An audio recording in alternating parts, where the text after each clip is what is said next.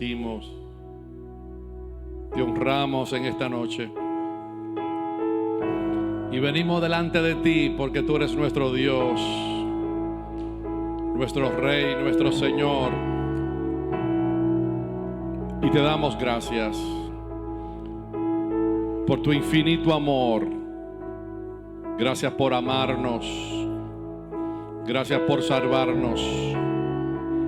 Gracias por redimirnos. Gracias por entregarnos en Jesús la salvación, tu naturaleza. Señor, somos parte de tu familia y nosotros te bendecimos y te damos gracias. Oh, gracias, Señor. Eres digno de recibir toda gloria y toda honra. En el nombre de Jesús. En el nombre de Jesús. Cantamos a ti, adoramos tu nombre y te decimos, eres bueno y para siempre son tus misericordias. Gracias, Señor. Puede adorar a Dios espontáneamente desde tu corazón. Lo que esté en tu corazón hacia Él. Toma este momento, unos minutos, para decirle cuánto tú le amas. Estamos agradecidos, Señor. Estamos agradecidos. Oh, gracias. Te adoramos, te bendecimos, te exaltamos, te damos la gloria, te damos el honor. Aleluya. Gracias, Señor. Gracias, papá. Te podemos adorar con libertad. Estamos en una nación donde podemos declarar tu nombre con libertad. Así que en esta noche, Señor, nosotros levantamos nuestra voz al cielo y declaramos tu reino una vez más. Tu gloria, tu presencia en medio nuestro, Señor. Oh, tú eres el que vive por los siglos de los siglos. Oh, Sharabar. Tú vives por los siglos de los siglos.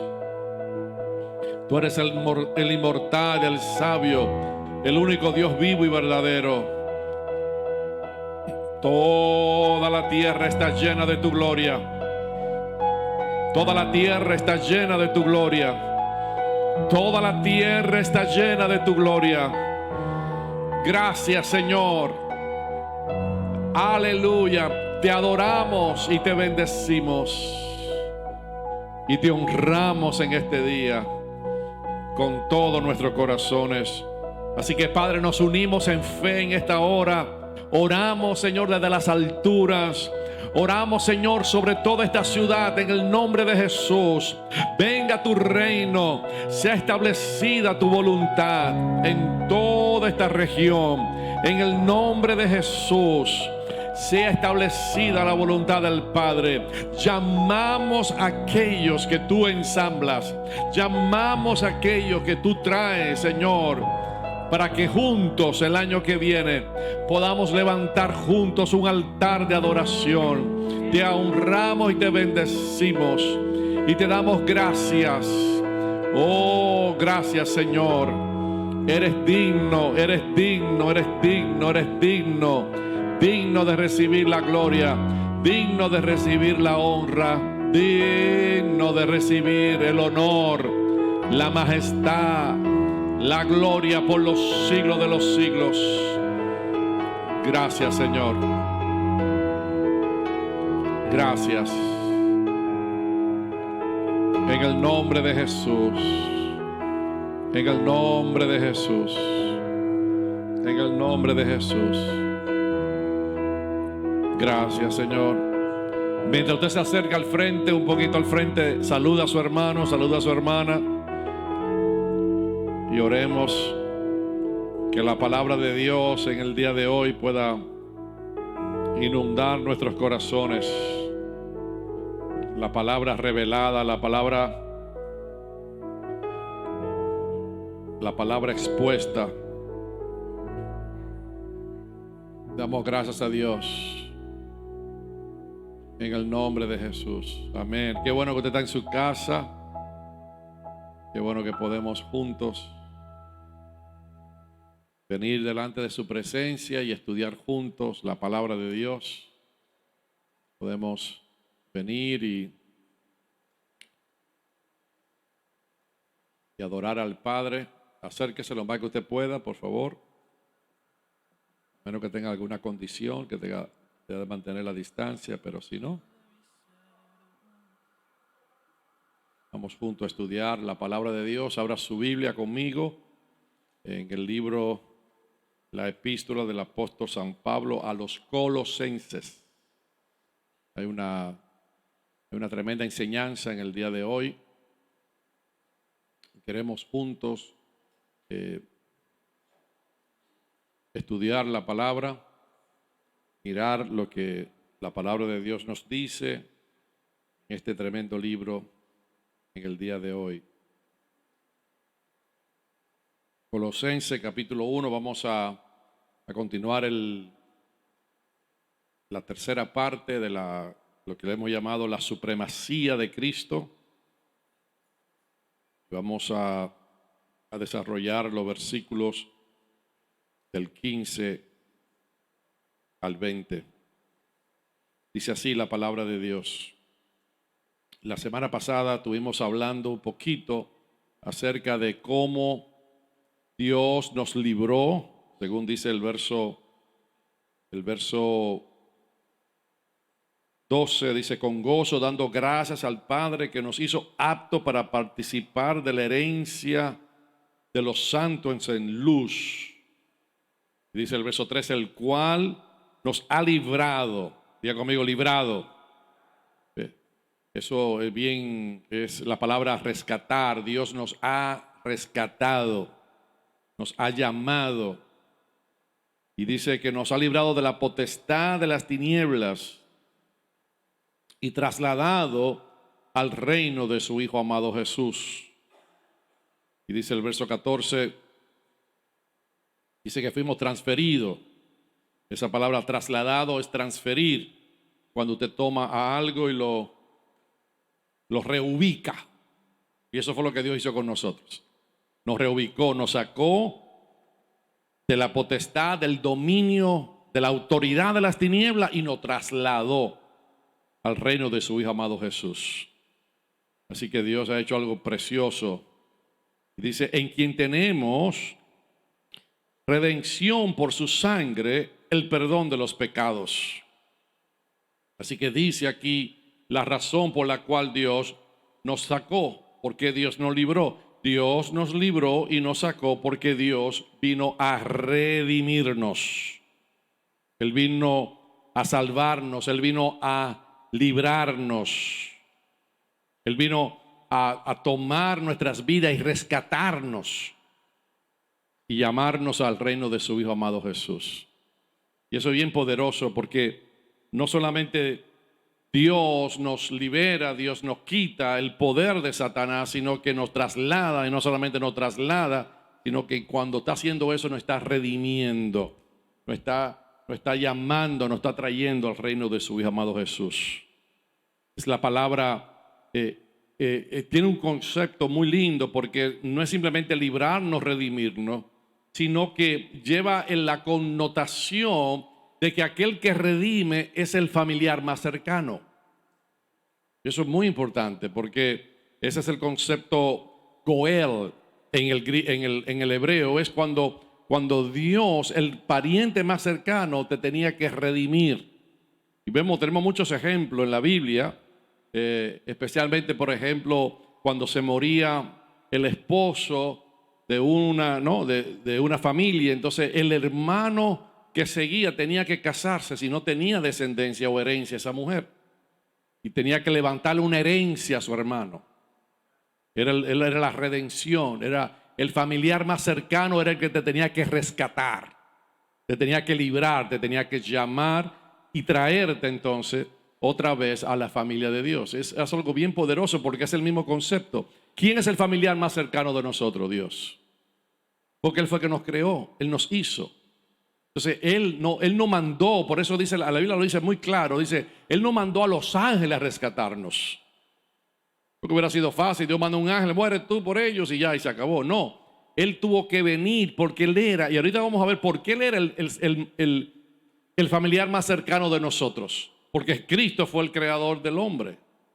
Por Él, para Él, por medio de Él fueron hechas todas las cosas. Así que Cristo, en la persona de Cristo, Dios estaba creando a Adán. El familiar más cercano era Cristo en nuestras vidas. Por eso no vino el Padre. El Padre no fue el que vino a rescatarnos. No fue el Espíritu Santo. Fue Cristo, porque Cristo fue el agente, lo que Dios usó para traer y para manifestar y traer todas las cosas a la existencia. Entonces, cuando hay un problema con la creación que fue creada por Cristo, para Cristo, por medio de Cristo, entonces, ¿quién tenía que venir a rescatarnos? Tenía que venir el pariente más cercano. Y el pariente más cercano, entonces, es la persona de Cristo. Y por eso, cuando leemos en el libro de los Hebreos, dice algo bien importante. Dice, Él tenía que ser semejante a sus hermanos. Porque Él no, lo dice muy claro, estoy parafraseando, dice, porque Él no venía a rescatar a los ángeles, sino que tenía que rescatar la descendencia de Abraham. ¿Y quién es la descendencia de Abraham? Él hablaba de la descendencia de Abraham, somos nosotros. Entonces Él tenía que participar de sangre, Él tenía que participar de carne y sangre, Él tenía que ser semejante a la persona que Él iba a rescatar. Y por eso, como Dios es el pariente más cercano nuestro, entonces Dios en la persona de Jesús viene y nos trae y nos llama y nos libera del reino de las tinieblas y nos trae al reino de su Hijo amado para rescatarnos, para redimirnos. Y ese es el concepto de la redención. Es muy poderoso. Así que pudiéramos hablar mucho del pariente más cercano porque la Biblia está llena de todo eso. Así que Él vino y nos rescató. Él nos vino, nos redimió porque era el pariente más cercano. ¿Y qué hizo? Perdonó los pecados. O sea, Él trajo perdón. O sea, esa es la palabra despedir o echar. Por eso era una alusión al ritual del día de la expiación, que creo que uno de estos días, no sé si el otro lunes, ¿no? El día de Yom Kippur, que lo celebran todavía los judíos. Era ese significado de despedir, de echar, porque cuando uno de los becerros en la expiación uno era presentado, era sacrificado, pero otro era soltado, era mandado al desierto. Y era como que el pecado no era hecho libre, pero aquel que tenía que pagar el precio era sacrificado. Y a mí me gusta ese concepto porque cuando usted lo mira, por ejemplo, en el contexto de Abraham, cuando Dios hace el pacto con Abraham, pasa algo bien interesante. Porque en todo pacto había una bendición y había una maldición. Cuando usted lee en Génesis, cuando Él hace el pacto con Abraham, el capítulo 14 o 15, si la memoria no me falla, es cuando Dios viene y pasa a los animales. Entonces había un rito que se hacía en aquel tiempo. Y parte de ese rito era que si yo no guardaba el pacto, si yo no guardaba la promesa, había una maldición que caía sobre mí por no guardar el pacto. Pero cuando Dios hace el pacto con Abraham, Dios no le permite a Abraham decir la parte suya. Dios se hace responsable de las dos cosas.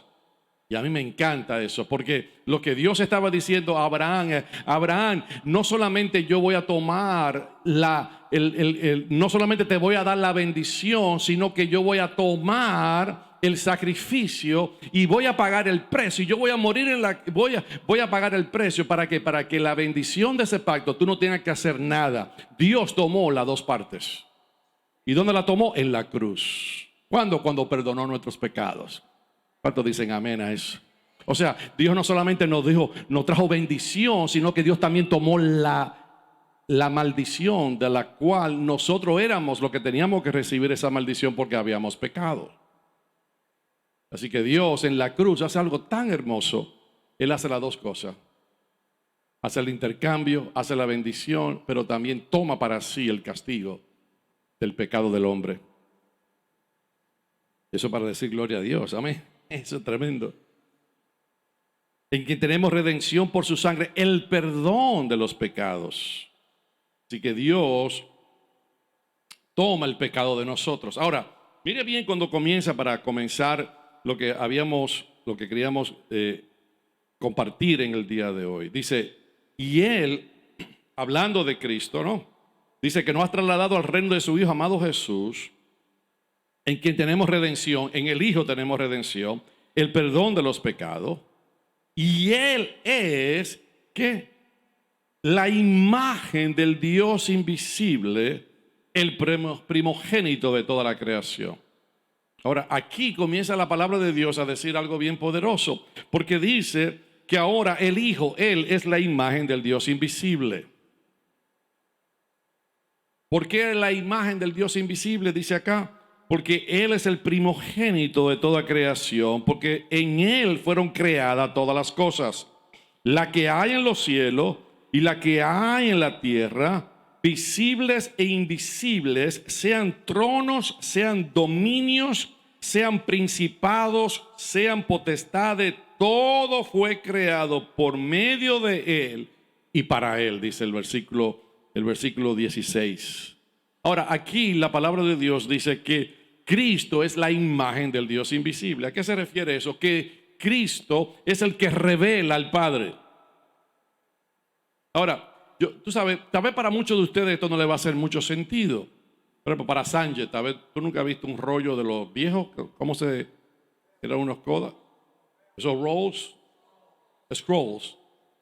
Porque ahora con el celular usted tiene la foto y usted no tiene que hacer nada. Ahí le sale la imagen de una vez.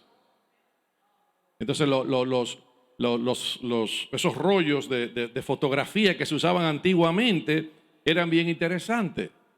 Porque el revelado fotográfico era un proceso por el cual usted capturaba la imagen en un negativo. Y tenía que ir a un cuarto oscuro con unos químicos, con la placa o la película, para tornarlo luego que se hiciera algo visible. Entonces es bien interesante.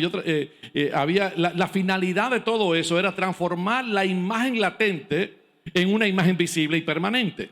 Eso era el objetivo. Usted tenía que tomar la foto, tenía que acabar el rollo. Por ese rollo no podía ser expuesto a la luz, porque si era expuesto a la luz se dañaba todo.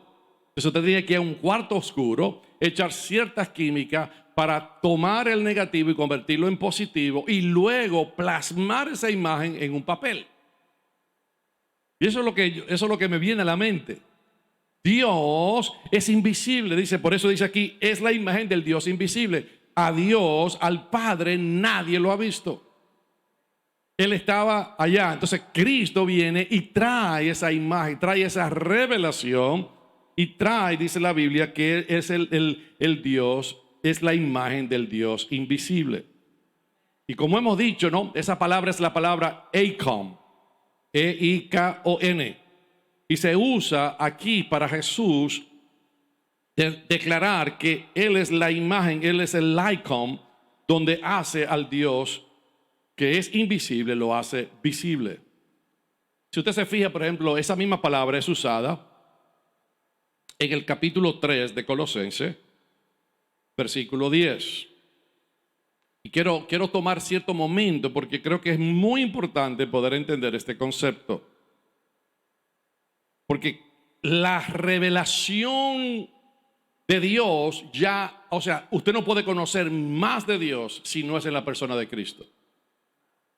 Eso es bien importante. No lo puede conocer. Ya Dios ya no se revela por sombras, ya Dios no se revela por imágenes, ya Dios no se revela por tipología. Ahora Dios se reveló en una persona y esa persona es la persona de Cristo. ¿Y qué es Cristo? Si usted vio a Cristo, usted vio a quien, al Padre. Por eso Jesús se lo dijo a sus discípulos. ¿Te acuerdan, Juan? Dice, ¿cómo que te muestra al Padre? El que me ha visto a mí, ¿ha visto qué? Al Padre. Jesús lo dijo muy claramente en Juan 14.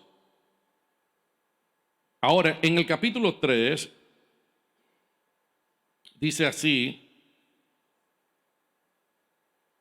dice, y revestido del nuevo, el cual conforme a la imagen del que lo creó, o sea, revestido del hombre nuevo, según la imagen del que lo creó, se va renovando hasta el conocimiento pleno. Y ahorita vamos a hablar un poquito del conocimiento pleno. Pues aquí usa también el capítulo 3, verso 10, habla que el nuevo hombre tiene también esa imagen. ¿Por qué? Porque el nuevo hombre fue creado según la naturaleza de Dios. Cristo viene ahora y nos da una nueva naturaleza, nos da una nueva imagen, restaura la imagen de Dios en nosotros que habíamos perdido por el pecado. Y ahora Cristo viene a morar en nuestros corazones, y como Cristo es la imagen de Dios, es el que, ahora está en nosotros, esa imagen, esa gracia es restaurada en nuestras vidas. O sea, en otras palabras, esa palabra icon o imagen, Cristo es la representación exacta del Padre. O sea, no hay nada que pueda representar más al Padre. No hay nada que pueda hacer más visible a Dios que la persona de Cristo. Así, en otras palabras, por eso en el pasaje, y quiero que deje su Biblia ahí marcada porque vamos a volver al libro de Colosenses, porque mire cómo lo dice en Hebreos capítulo 1, porque también en Hebreos capítulo 1 habla de la misma cosa. Porque habla en el versículo 2, capítulo 1, verso 2, dice, en estos postreros días, Dios nos ha hablado por el Hijo. Y dice, a quien constituyó heredero de todo y por quien asimismo hizo el universo. Aquí está haciendo y recalcando lo mismo. O sea, en otras palabras, todo lo que Dios ha querido comunicarnos lo ha hecho a través de una persona, y esa persona se llama Cristo. Es bien importante porque una de las cosas yo le decía donde estábamos este fin de semana predicando, una iglesia que nos había invitado desde enero, teníamos que ir y estuvimos allá. Yo le decía a los líderes allá, una de las cosas que va a ser más atacada en los últimos días es dos cosas la iglesia va a sufrir.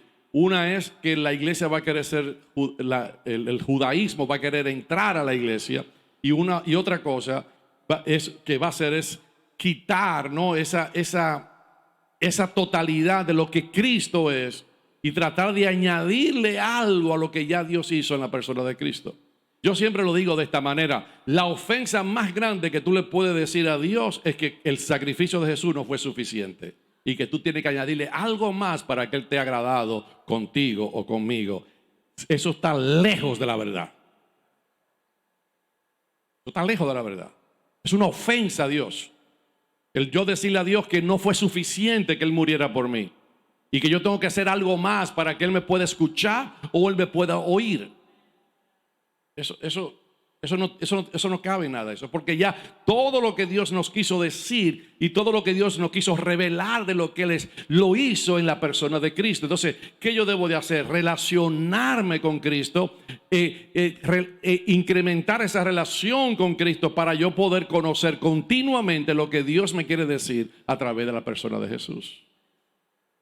Para yo poder conocerlo, para yo expandir el conocimiento. Por eso es con una persona. Entonces, con una persona que usted tiene que hacer, tener una relación con esa persona. Entonces, por eso es relación, no es tanto religión, no es legalismo. Entonces, mire lo que dice acá. Dice, en estos postreros días, verso 2,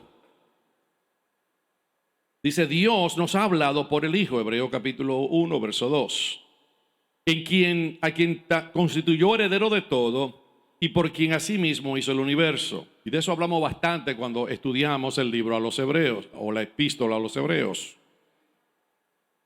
Ese mensaje es muy poderoso. Si usted quiere escucharlo, usted puede ir a nuestra página y escuchar ese mensaje que se habló de esos primeros 3 versículos de la Biblia.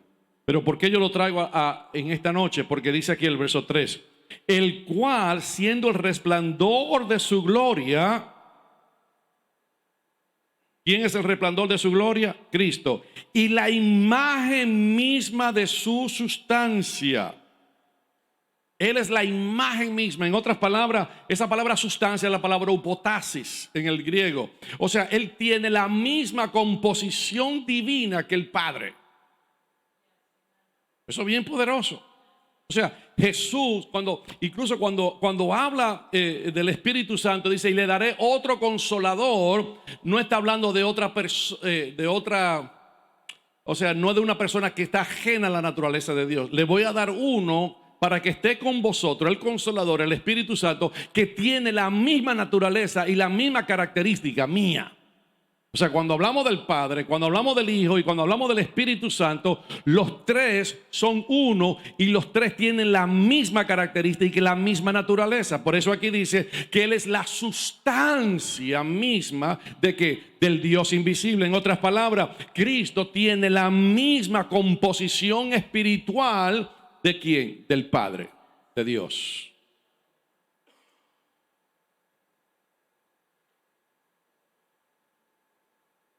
Ahora, aquí en el capítulo 3, no usa la palabra icon, usa la palabra carácter. Entonces es bien interesante porque, aunque el icon, ¿no?, es una representación también, pero de aquí que sacamos la palabra carácter, ¿no? Es la palabra C-H-A-R-A-K-T-E-R, que significa una representación exacta. Cuando aquí está diciendo, Él es la imagen misma de su sustancia, está usando la palabra carácter. Él está diciendo que Cristo es una representación exacta de Dios. O sea, cuando Cristo anduvo en la tierra, aunque Cristo estaba dentro de Jesús, estaba dentro de un cuerpo humano, Él estaba representando exactamente al Padre. O sea, en otras palabras, el ver a Jesús era ver a Dios. En otras palabras, el Dios invisible se ha hecho visible. O sea, la deidad se ha hecho hombre, vino y tabernaculizó con nosotros. Eso es lo que dice en primera de Juan 1:14. Dice, he aquí el verbo de Dios, dice, y vino, hizo su tabernáculo con nosotros. Estuvo viviendo en Cristo y estaba en la humanidad con nosotros. Así que el misterio de Jesús fue restaurar la imagen de Dios en la humanidad. O sea, Él vino a traer y a restaurar una vez más esa imagen que se había perdido en Adán por causa del pecado. Ahora, Él no simplemente es la imagen del Dios invisible, sino que aquí entra en otra terminología. Dice que Él es el primogénito de toda creación. Ahora, aquí entonces tenemos que mirar un poquito, porque cuando nosotros miramos la palabra primogénito, la miramos como es el primer hijo que nos nace. Es usado de esa manera. ¿Quién es el primogénito de la familia? Fulano de tal. Pero aquí cuando habla, no está hablando porque Cristo no fue creado. Entonces, ¿cómo tú explicas eso? Dice que es el primero de la creación. Porque en el concepto judío, la primogenitura tenía otro concepto. Y lo vamos a ver ahorita en un versículo, en un salmo. Así que vemos que el significado de primogénito tenía la connotación de preeminencia. O sea, no estaba hablando simplemente de una persona que era el primogénito de la creación, porque él no fue creado, sino que él tiene la preeminencia en todo lo creado. Entonces es una gran diferencia. Ahora, ¿de dónde podemos ver eso? Vamos a ir a dos escrituras en el Antiguo Testamento. Yo creo que te vaya conmigo. Primero, vamos a ir al libro de Éxodo, capítulo 4. Capítulo 4, verso 22. ¿Está bien? Estamos desarrollando el concepto. Dice así, el capítulo 4, verso 22. Y dirás a Faraón, Jehová ha dicho así, Israel es mi hijo, mi primogénito. O sea, Dios le llama a toda una nación primogénito. ¿Usted ve el concepto? O sea, porque si él iba a llamar, si era en el orden de nacimiento, entonces teníamos que buscar el primer judío. Pero Dios no dice eso, dice Dios, la nación de él, cuando Dios veía a Israel, lo que estaba viendo estaba viendo la nación, una nación, y era la primogénita, la que tenía preeminencia. ¿Por qué? Porque habían otras naciones, habían otros pueblos, habían otras naciones. Entonces Dios estaba diciendo, Israel tiene la preeminencia, es mi primogénito. Porque Israel no fue la primera nación que nació o que se fundó, en otras palabras. Habían otras naciones antes de que Dios fundara la nación de Israel. Pero Dios entonces en la preeminencia, en el estatus le dice, ustedes son mis primogénitos.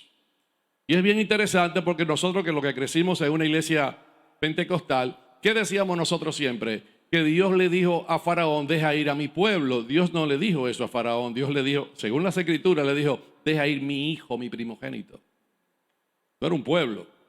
Yo estaba viendo todo el pueblo en el contexto de hijo singular y lo estaba viendo como un hijo, ¿qué? Primogénito. Ahora, mire bien, para que usted mire cómo Dios usa lo mismo con referente a David. ¿Cuántos saben que David no fue el primer rey? Fue el segundo rey. Y no solamente era el segundo rey, sino era el octavo en su familia, o sea que no tampoco era el primogénito de su familia. Y mire cómo dice el Salmo 89, vaya conmigo allí. Porque quiero Salmo 89. Vamos a leer el verso 20.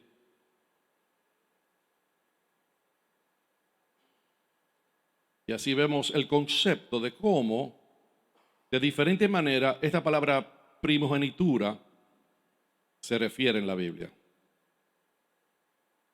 ¿Qué dijimos? David no fue el primer rey, fue el segundo rey. Así que no fue el primogénito de los reyes. Y tampoco fue el primero que nació, porque era el octavo en su familia. Ahora mire bien cómo Dios se refiere a Moisés. A David. ¿Estamos ahí? Salmo 89, verso 20. Hallé a David mi siervo, ¿ve? Lo tomo en el contexto para que usted lo pueda mirar. Dice, hallé a David mi siervo, lo ungí con mi santa unción. Y es bien interesante, porque dice, I have found David. O sea, él lo tuvo que buscar. Y eso sería otro mensaje, ¿eh? Dios no solamente eligió a David, él lo buscó. Eso tiene una connotación que no me quiero meter ahí, por eso es bien poderoso, muy lindo. Y dice, lo ungí con mi santa unción, mi mano estará siempre con él, mi brazo también lo fortalecerá. Verso 22. No lo sorprenderá el enemigo, ni hijo de iniquidad lo quebrantará. Sino que, verso 23, Salmo 89, verso 23. Sino que quebrantaré delante de él a sus enemigos y heriré a los que le aborrecen. Mi verdad y mi misericordia estarán con él, y en mi nombre será exaltado su poder. Asimismo pondré su mano sobre el mar. Pondré su mano sobre el mar y sobre los ríos su diestra. Ahora, mire bien lo que viene, cómo Dios introduce esto. Dice, él, verso 26, él me clamará. Ahora, mire cómo lo relaciona ahora. ¿Qué era David? Dice, mi padre eres tú. Mi padre eres tú, mi Dios y la roca de mi salvación. O sea, aquí Dios comienza a hacer una tremenda declaración que David lo iba a clamar a Dios, ya no como Dios, sino como ¿qué? Como Padre. Entonces eso es bien importante porque está la conexión. Cuando él lo mira como Padre, cuando él clama a Dios como Padre, mira lo que Dios dice. Y esto me fascina.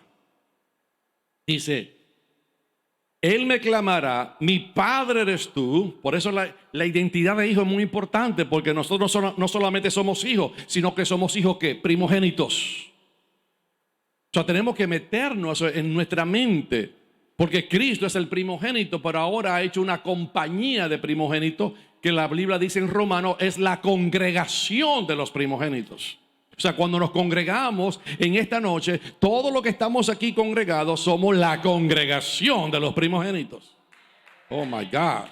¿Por qué? Porque vinimos a congregarnos, porque vinimos a clamar, porque vinimos a orar a quien, a nuestro Padre. Y dice acá,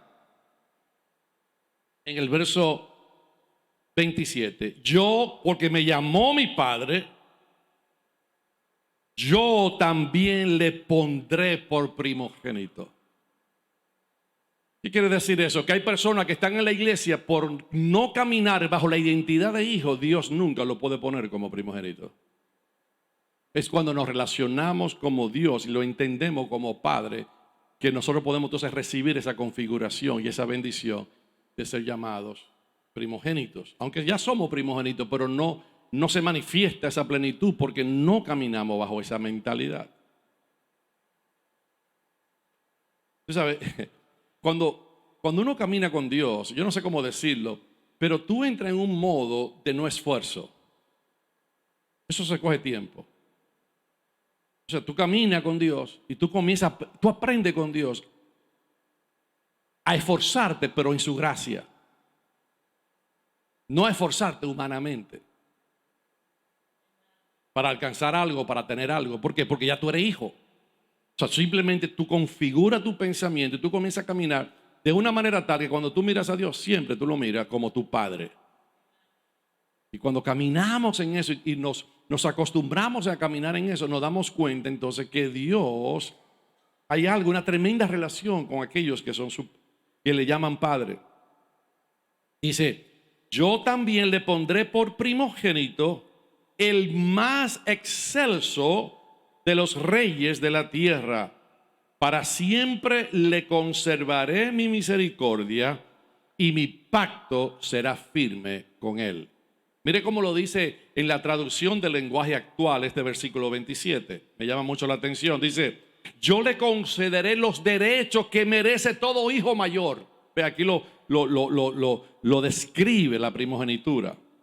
O sea, aunque él no es el hijo mayor, aunque David no fue el primero que nació en su casa, aunque él no fue el primer rey, por cuanto él me llamó y se relacionó conmigo como padre, yo le concederé los derechos que merece todo hijo mayor.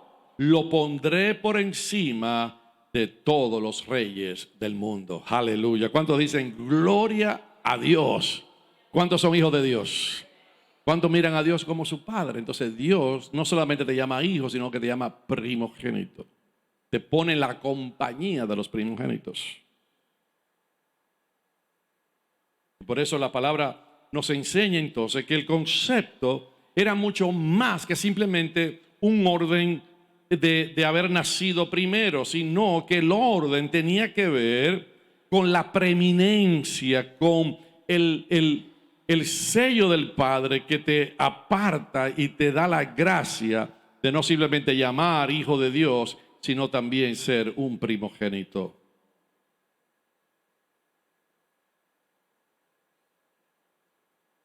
Volvemos a Colosenses entonces. Dice, Él es rey. ¿De qué? Del Dios invisible, el primogénito de toda creación. O sea, esta frase no se debe de entender como si Jesús fuera la primera creación. Porque entonces esto caería entonces en el concepto de los gnósticos, quienes enseñaban que Jesús era como los ángeles, aquellos que habían niveles angelicales. Debe de interpretarse este concepto de creación en el contexto de la mentalidad de Pablo, que era judío. Porque Jesús siempre ha sido Dios. Jesús dijo en el capítulo 6 de Juan, dijo, antes de que Abraham fuese, yo fui. O sea, él siempre tenía ese concepto. Él no dijo, antes de que Abraham fuese, yo fui creado. No, yo era. O sea, él lo pone con el verbo, ¿no? El verbo ser o estar. Lo único que fue que Él entró a la humanidad en un tiempo específico y se manifestó la gracia de Dios. O sea, Dios es el primogénito de toda creación. En otras palabras, no es que Él fue el primero que fue creado, sino que Él tiene la preeminencia en toda la creación. Ahora, ¿por qué Él tiene la preeminencia en toda la creación? Gracias por preguntar. Por el verso 16 nos dice, porque en Él fueron ¿qué? Creadas todas las cosas. Él tiene la preeminencia porque en Él fueron creadas todas las cosas. Él fue el agente de la creación, tanto de las esferas visibles como invisibles, tanto como las cosas terrenales como las celestiales. Porque aquí habla, no, Pablo está refutando la visión de los gnósticos, porque hemos hablado, ¿no?, que ellos eran los que estaban. Él escribe esta carta para salvar esta iglesia de la influencia de aquellas personas que habían entrado en esta falsa teología. Y ellos entendían que Dios, lo espiritual era bueno y que lo material era malo. Pero Jesús era hombre y en Él estaba Cristo. O sea, en otras palabras, porque en Él fueron creadas todas las cosas, la que hay en los cielos y la que hay en la tierra, visibles e invisibles, sean tronos, sean dominios, sean principados, sean potestades, todo fue creado por medio de Él y para Él.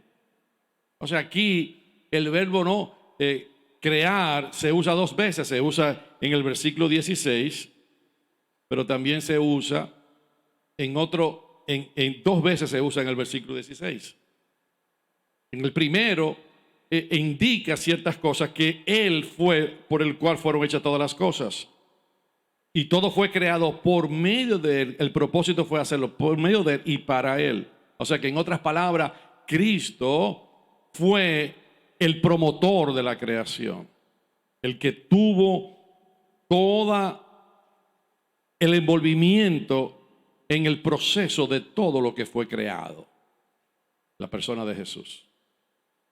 Él fue el que estableció los tronos, los dominios, los principados, las potestades.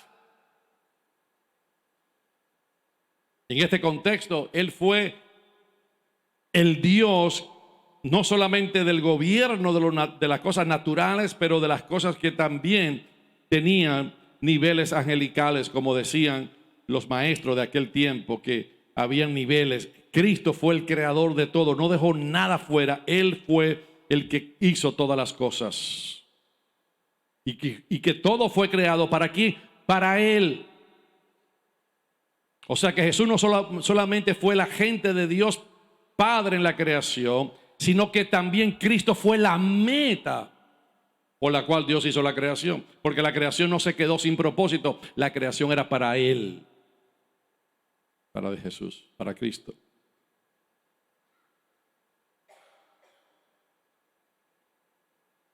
Y mire cómo dice el verso 27, ¿no? Para reafirmar lo que decíamos en el verso 15. ¿Qué dice?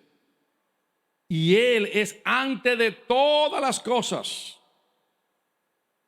O sea, antes de todo era Cristo. Y todas las cosas en Él que subsisten. O sea, Él era antes de todas las cosas. Y no solamente Él era antes, sino que todas las cosas en Él subsisten. Mire cómo dice esa última frase, y todas las cosas en Él subsisten, en diferentes traducciones. Tengo 4 traducciones que las quiero leer porque me gusta. Dice, en Él todas las cosas permanecen. La King James, la nueva versión de King James, dice, en Él todas las cosas subsisten. En otra traducción dice, en unión con Él todas las cosas tienen su lugar apropiado o su lugar específico. En otra dice, por Él todas las cosas son ¿qué? Son sostenidas. O sea, en otras palabras, Él es el creador de todas las cosas, pero todas las cosas por eso son sostenidas. ¿Qué implica eso? No, dice, y es que continúan, permanecen y están en la existencia porque Él todavía la sostiene. Eso es bien importante. En el lenguaje, a mí me gusta mucho estudiar el griego, porque ahí en el lenguaje usa un activo compuesto por la palabra sum, que es S-U-N, que es donde viene la palabra con, para él, por él, o sea, de donde se derivan todas esas palabras. Implica que hay una continuidad. En otras palabras, Él no creó las cosas y se desligó de las cosas. Porque en la filosofía griega habían dioses que se habían olvidado de lo que habían creado. Pero Pablo quería enfatizar algo bien importante. No era la filosofía griega de esos dioses malos que hicieron el mundo, y como lo natural y lo material era malo, ellos se desligaron y se olvidaron de su creación. No. Pablo quería afirmar algo bien importante en el corazón de los creyentes: que Cristo es la imagen del Dios invisible, que Él tiene la preeminencia de todas las cosas, porque por Él fueron creadas, y para Él y por medio de Él fueron creadas todas las cosas. Pero Él es el que la sustenta, porque si Él fue el que la creó, Él la puede sostener en el nombre de Jesús. Y yo vengo a declarar que tu vida no será destruida, mi vida no será destruida, la tierra no será destruida por ningún ser humano, porque Dios es el que tiene en sus manos lo que Él ha creado, y Él lo sustenta en el nombre de Jesús. Y si tú eres hijo de Dios, diga amén a eso. Él te va a sustentar. Diga: Dios me va a sustentar. No hay temor, no puede haber temor en nosotros. La mayoría de gente vive con ese temor de que Dios no lo puede sustentar, de que va a llegar un momento que no van a tener lo suficiente para vivir. No, Dios es el que nos sustenta. Él sustenta lo que es de Él. Yo lo creo con todo mi corazón, porque en 18 años que hemos estado aquí, hemos tenido altas, hemos tenido bajas, hemos tenido pandemia, hemos tenido todo, pero en todo nosotros no hemos sobrevivido. Nosotros hemos sido sostenidos por el cielo en la tierra. Dios siempre sostiene lo que Él llama, lo que Él establece, y Él estableció su iglesia, Él estableció su creación. Amén, diga amén a eso. Y Él va a sostenernos siempre. Que se te meta eso en la cabeza. Nunca te va a faltar la comida, nunca te va a faltar la ropa, nunca te va a faltar dónde vivir y dónde, lo básico, tú siempre lo vas a tener, y yo siempre lo voy a tener, si yo creo que yo soy un hijo de Dios. Y si yo creo con todo mi corazón que Él es el que sostiene todas las cosas. No tengo que pensar quién me va a suplir. Ya yo no pienso en eso. Es como algo automático. Yo no tengo que pensar. Y a veces yo tengo necesidad y lo menos que hago es orar por ellas. Y cuando llegue el día, tú sabes, yo hoy, tú sabes, yo no sé qué fue lo que pasó. Parece que yo pagué la cuenta del... Y yo veo a Dios en eso. Es algo sencillo, pero yo pagué la cuenta de la luz. Y yo dije, pero ¿será que yo metí la cuenta del negocio, de todo junto? Porque fue casi $1,000 que me sacaron de la cuenta. Y yo, oh my God, y yo no estaba esperando en eso. Yo estaba esperando que era menos.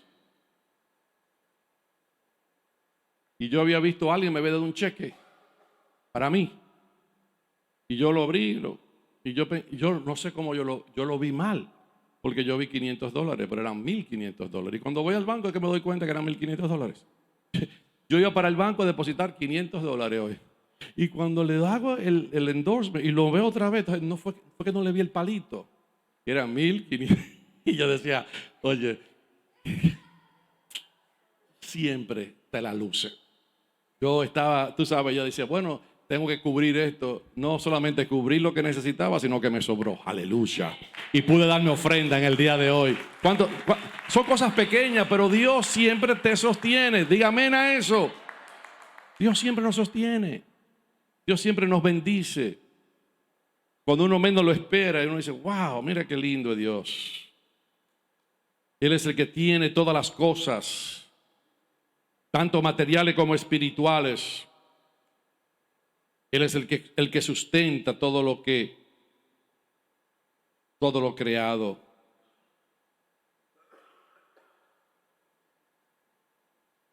Él es la cabeza de todo.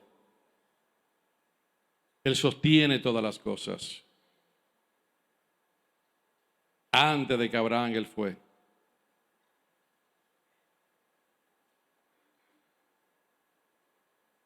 Antes que fueran hechas todas las cosas, Él la mantiene. Él es el creador. ¿Sabes? Ese concepto de que hubo una explosión, que no hubo un creador, todo eso es mentira. Y tú sabes que me puse a estudiar un poquito lo de Darwin, la teología, la filosofía esa, que fue una explosión. Eso fue hecho con datos que no estaban completos en los tiempos de él. Hace 100 y pico de años atrás.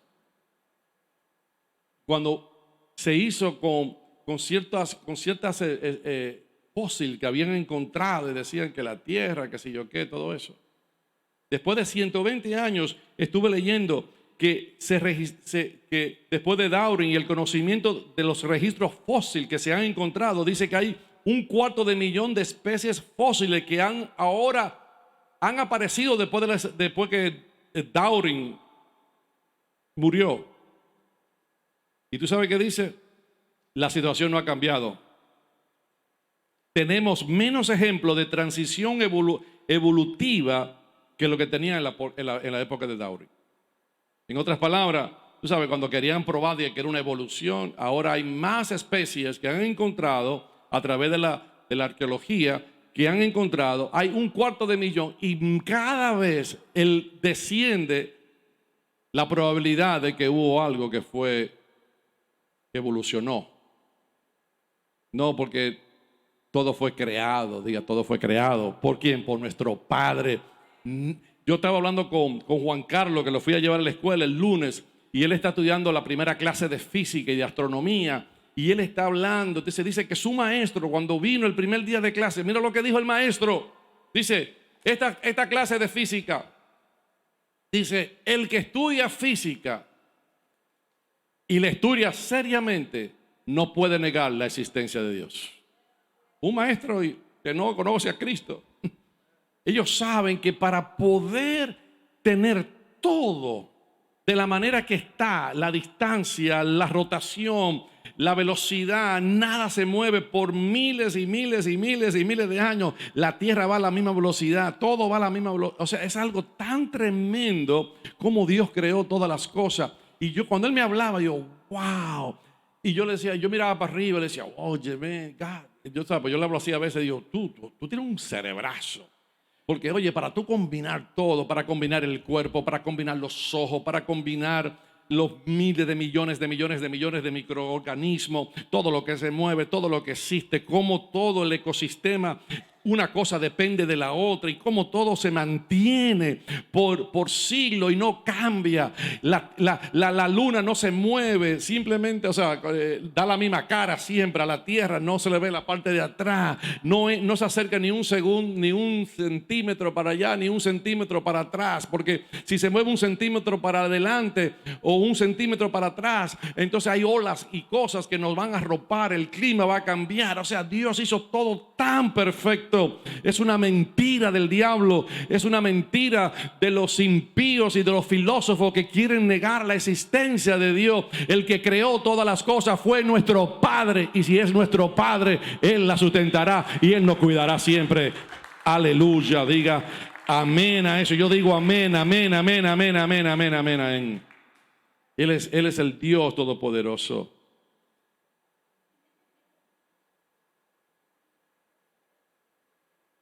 Tú sabes, hay mucha gente que hay una teología que se llama uniformismo. Es que cree que el universo es eterno. No, Dios fue el creador de las cosas. El cielo y la tierra pasará, mas mis palabras no pasarán. El universo no es eterno, el cielo no es eterno. La tierra, va a haber cielo nuevo y tierra nueva. Dios va a hacer todo de nuevo. Por eso esa gente que tiene ese concepto filosófico de uniformismo, que cree que el universo es eterno, no. Mire, yo estaba leyendo un poquito en cuanto al sol, porque tengo unos intereses en cuanto al sol. Dice, la radiación del sol es producida por pérdida. O sea, cada vez que el sol está tirando, cada segundo el sol pierde 4.3 toneladas métricas de su masa.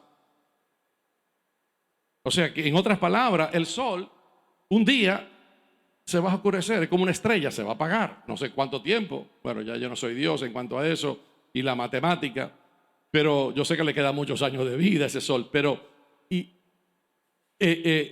cuando tú estudias la composición del sol y cómo el sol emite la luz, cada vez que esa masa, cada vez que el sol alumbra, pum, cada vez que él produce esa energía, pierde la radiación del sol, hace que el sol se pierda de su masa. Eso quiere decir que el universo no es eterno, pero el que es eterno es Cristo. El que es eterno es el Creador. El que es eterno y el que es siempre por los siglos de los siglos es nuestro Padre, nuestro Dios, nuestro Señor, que es. Mira lo que dice el verso 18.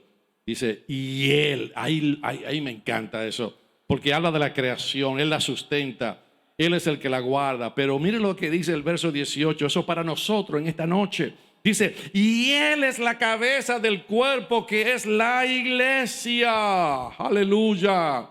¿Quién es tu cabeza? Es Cristo, es la cabeza de la iglesia. Él es la cabeza nuestra. Nada.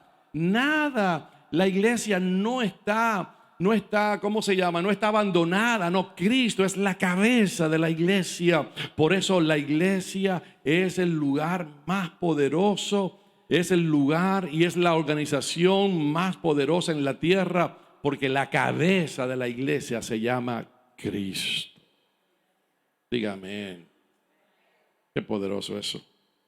Él es la cabeza. Él es la cabeza del cuerpo. Dice, y Él es la cabeza del cuerpo que es la iglesia, el que es el principio, el primogénito de entre los muertos, para que en todo tenga la que, ahí está la preeminencia. Y aquí habla de la resurrección. Y ahí se pone otra vez el concepto, porque Jesús no fue el primero que resucitó. En el Antiguo Testamento hubieron resurrección. Lázaro resucitó, pero volvieron a morir.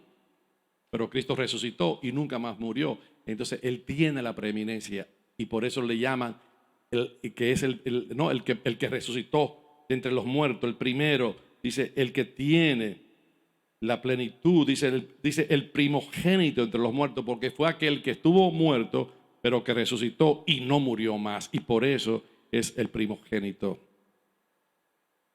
Así que Cristo es la cabeza. Él tiene la preeminencia de la creación. Así es su iglesia. Así que Dios es el que dice aquí que es la cabeza. Y mire cómo dice, el que es el principio. Comienza otra vez a hablar de lo mismo. Dice, Él es el principio, el primogénito entre los muertos, para que en todo tenga la ¿qué? La preeminencia. Para que en todo Él tenga siempre el primer lugar. El Padre lo ha hecho supremo. El Padre le ha dado la preeminencia de todas las cosas. Y termino con esto, mira el verso 19, el que dice. ¿Por qué mira lo que hizo el Padre? Por cuanto le agradó. ¿Lo puedo leer conmigo? El verso 19, 1, 2 y 3, lo leemos todos juntos. Por cuanto agradó al Padre que en Él habitase toda ¿qué? Toda la plenitud. ¿En quién? En Cristo. Él, Dios, hizo que toda la plenitud de Dios, ese es el propósito. Dice, por cuanto agradó. Esa palabra por es la palabra oti en el griego, es una cláusula de propósito. Dios declara por qué. Porque le agradó al Padre que habitara en Él que toda la plenitud. Lo hemos hablado esto porque la palabra pleno, la palabra plenitud es la palabra pleroma. Porque los falsos maestros gnósticos hablaban de que habían diferentes niveles. Pero Cristo tiene la pleroma, tiene la plenitud. El Padre le agradó declarar que el Hijo, aquel que había nacido como hombre y que fue carpintero, ahora tenía una preeminencia en todas las cosas. Dios había reconciliado todas las cosas a través de él. Y dice acá, por cuanto agradó al Padre que en él habitase toda la plenitud. Y por medio de él, ¿qué hizo? Diga conmigo, reconcilió. ¿Qué reconcilió? Dice, reconcilió consigo todas las cosas. Todas, no dejó nada, la invisible e invisible. La reconcilió con él mismo. Refiriéndose puede ser al Padre o al Hijo. Pero según el contexto y la traducción, yo creo que se refiere al Padre. Cristo vino y reconcilió todo. Y Cristo, el Padre, va a tener toda la plenitud de todas las cosas. Él lo va a llenar todo y en todo. ¿Haciendo qué? Dice, y por medio de él reconcilió, verso 20, consigo todas las cosas, así las que están en la tierra como las que están en los cielos, haciendo la paz mediante la sangre de su cruz. No voy a evitar mucho porque en la serie que estamos predicando acerca de la sangre vamos a hablar de este versículo. Porque ¿qué hace la sangre? La sangre de su cruz que ha hecho paz en nuestras vidas. Nos ha acercado a Dios. La sangre. La sangre ha hecho muchas cosas. La sangre dice, la sangre que ha hecho, aquí hay tres cosas que ha hecho la sangre. Redención y el perdón de nuestros pecados por su sangre. Y que la sangre de Cristo es tan poderoso. Su cruz. Dice, dice, haciendo la paz mediante la sangre de su cruz. Y a vosotros también, que eres en otro tiempo extranjeros y enemigos en vuestra mente, haciendo malas obras, ahora os ha ¿qué? Reconciliado. Dios no es nuestro enemigo. Dios no es tu enemigo. Dios ha hecho la paz con nosotros en la persona de Cristo Jesús. Así que reconcilia tu mente y tus pensamientos. Reconcílialo. Haz de Dios tu Padre como David, para que Él pueda mirar tu vida siempre y elevarte y decirte, este no solamente es mi hijo, sino que Él te dé la primogenitura y para que tú puedas caminar en la tierra bajo un concepto, no solamente de ser hijo de Dios, sino saber que pertenece a la congregación de los primogénitos y que el Padre te ha beneficiado y que el Padre ha hecho todo por ti y por mí, y que hoy nosotros podamos decir, Él es el que nos sustenta, Él es el que nos guarda, Él es el que nos encaminará siempre por camino de justicia, por amor a su nombre. No te faltará nunca nada. ¿Lo puedes creer? Yo lo creo.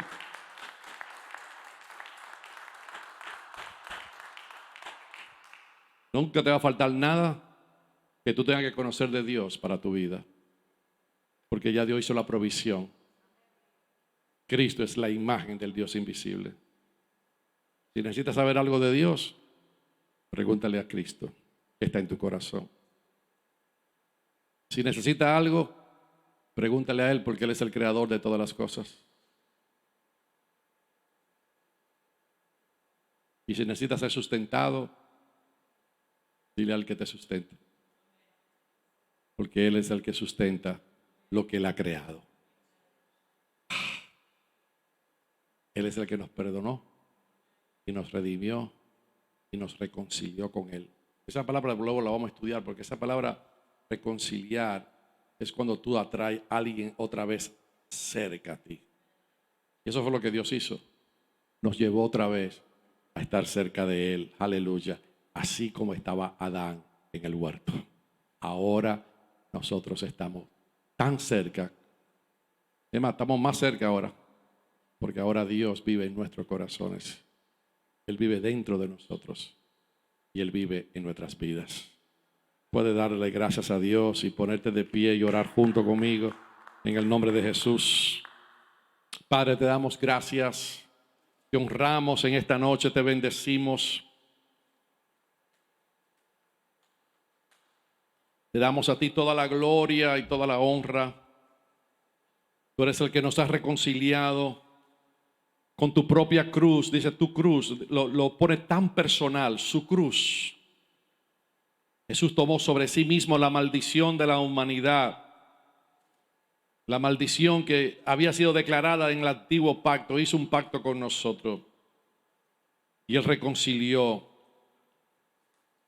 tanto el cielo como la tierra. Así que Padre, nosotros damos gracias. Porque en esta noche nosotros tenemos paz contigo.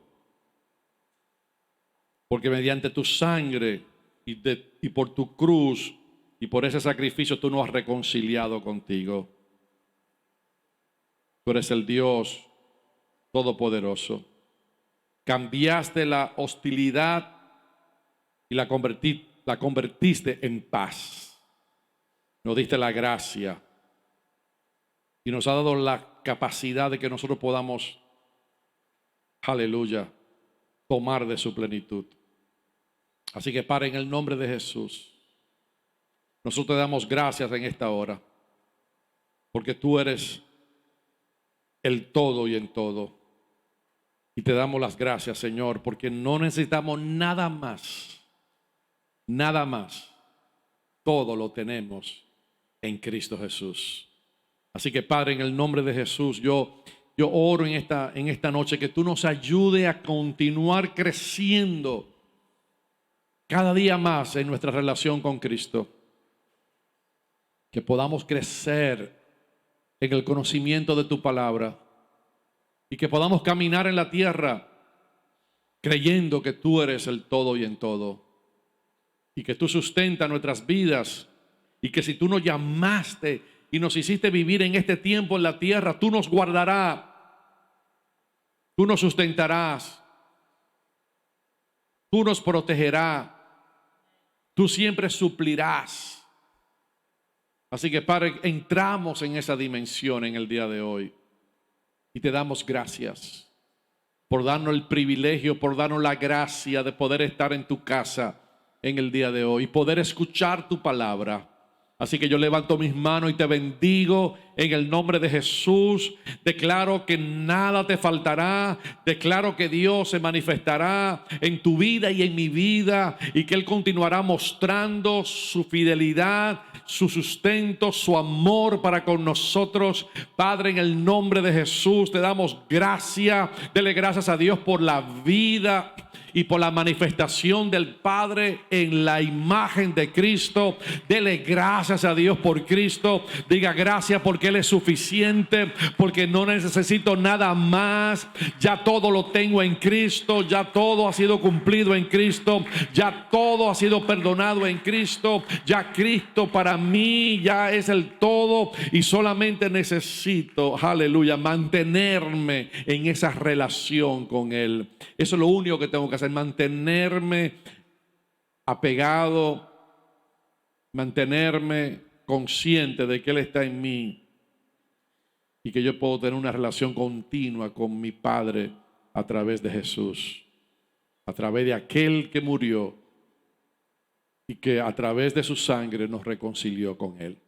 Así que te bendigo, papito, y te doy las gracias por esta casa espiritual, por permitirnos abrir las puertas en el día de hoy, por tener todo lo necesario para que tu palabra también llegue a nuestros hermanos en el norte, aquel grupo que está ahorita conectado, Señor, aquellos que se van a conectar a través o que se conectaron a través de las redes que están a distancia de este lugar, pero que tú, oh Dios, en el nombre de Jesús, también tu palabra llega, tu palabra, aleluya, es transmitida y es llevada también al corazón de todos.